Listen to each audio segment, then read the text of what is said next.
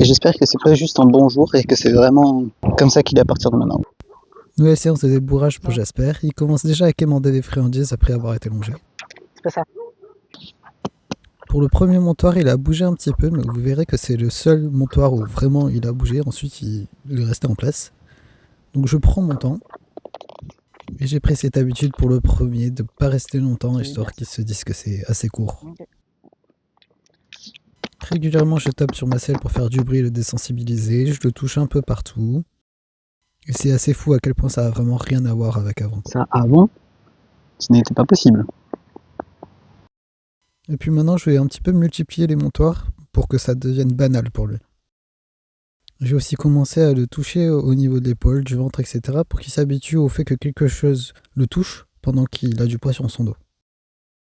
Il reste toujours très attentif à ce que je fais, mais il est quand même beaucoup moins tendu qu'avant. Les séances de débourrage avec Jasper se résument vraiment à ça. À chaque fois, je vais faire une étape de plus, petit à petit, pour ne pas aller au-delà de ses limites. C'est bien.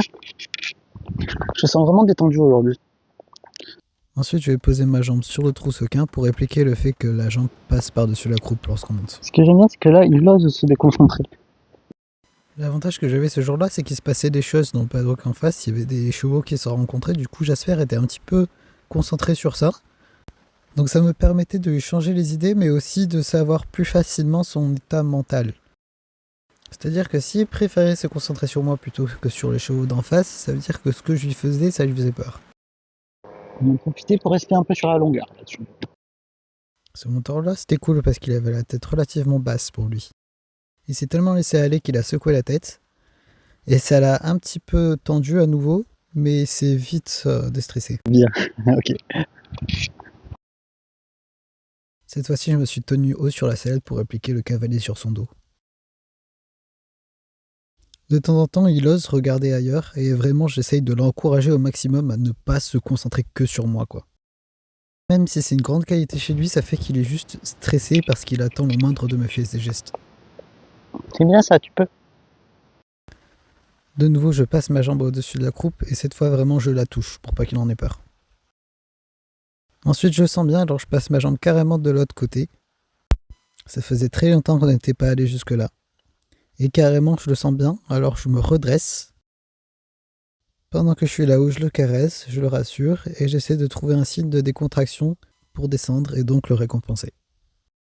Chez lui, il sent encore très léger, alors je me contente juste d'un œil qui cligne pas trop vite. Ça, déjà, ça fait longtemps. Ensuite, j'ai voulu le désensibiliser au protège-eau parce que je vais l'utiliser quand on ira un peu plus loin. Et surtout que j'avais vu qu'il était un peu tendu quand il l'avait vu sur le bord de la carrière, mais en fait, ça va. Il était super concentré sur un cheval qui se promenait au loin, du coup, il s'en foutait un petit peu. Ah bah oui. Et quand il s'est rendu compte que je lui mettais quelque chose sur le dos, il s'est un petit peu tendu, mais franchement, rien de très grave, quoi. C'est bien.